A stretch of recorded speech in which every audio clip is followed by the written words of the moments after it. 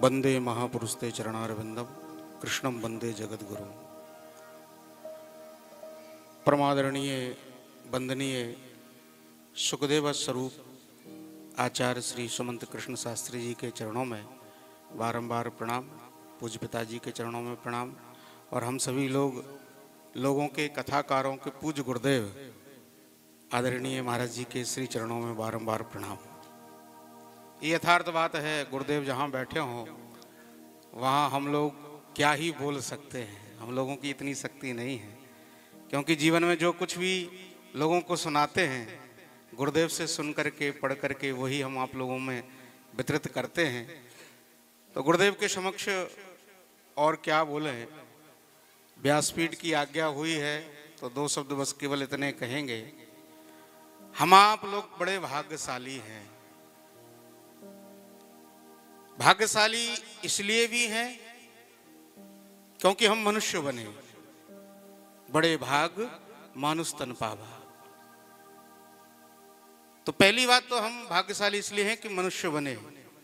दूसरे भाग्यशाली इसलिए हैं कि ब्रजमंडल में हमारा जन्म हुआ।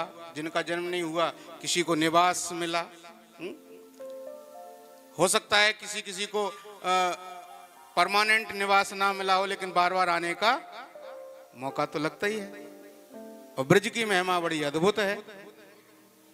संपूर्ण 84 कोस की तो महिमा है ही है, एक एक गांव की महिमा है ब्रजमंडल की। और मुझे स्मरण आ रहा है, एक पुस्तक में मैं पढ़ रहा था, 12 पुराण का कथानक है।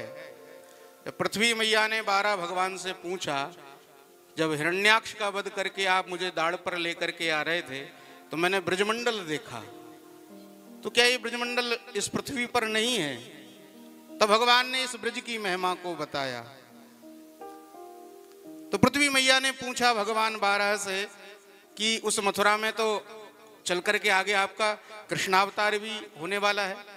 तो 12 भगवान ने इस प्रश्न का उत्तर दिया कि जिस भूमि पर मैंने जन्म लिया है उसका महत्व कितना है। जैसे राम जी ने रामचरितमानस में कहा है, अतिशय प्रिय यहाँ के वासी। राम जी कहते हैं अयोध्या में जन्म लेने वाला, यहाँ रहने वाला व्यक्ति मुझे अतिशय प्रिय है। वैसे ही 12 भगवान ने भी इस मथुरा की महिमा को बताया 12 पुराण में। भगवान कहते हैं पृथ्वी मैया से, देवी इस मथुरा नगरी की महिमा कितनी है। महामाघ्या प्रयागे तु लभते यत् फलम नरः तत्फलम लभ्यते तत्फलम लभते देवी मथुरा या दिने दिने। जो फल माघ महीने में 1 महीने प्रयाग में रह करके नित्य गंगा त्रिवेणी संगम का स्नान करने से पुण्य प्राप्त होता है, उतना पुण्य मथुरा में तो प्रतिदिन रहने से प्राप्त हो जाता है। मतलब 1 महीने आप प्रयाग में माघ महीने में रहिए और स्नान करिए तो जितना पुण्य मिलेगा, बोले मथुरा में 1 दिन निवास करने से उतना प्राप्त हो जाता है। ये मथुरा की महिमा है।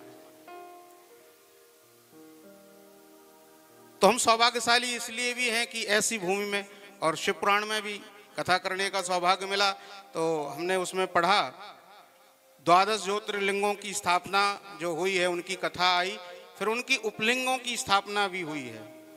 जो लोग इन 12 ज्योतिर्लिंग नहीं जा पाते हैं तो बोले उनको क्या करना चाहिए, बोले उपलिंगों का दर्शन कर लो।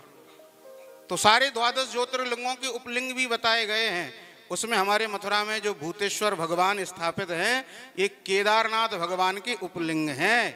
जो केदारनाथ नहीं जा पाते हैं बोले भूतेश्वर भगवान का दर्शन कर लो, वही पुण्य लाभ आपको प्राप्त हो जाएगा।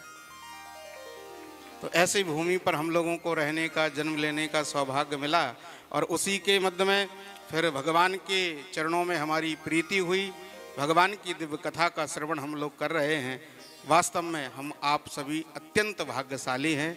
तो बहुत बहुत शुभकामनाएं और बधाई हमारे यजमान परिवार को हम लोगों की तरफ से।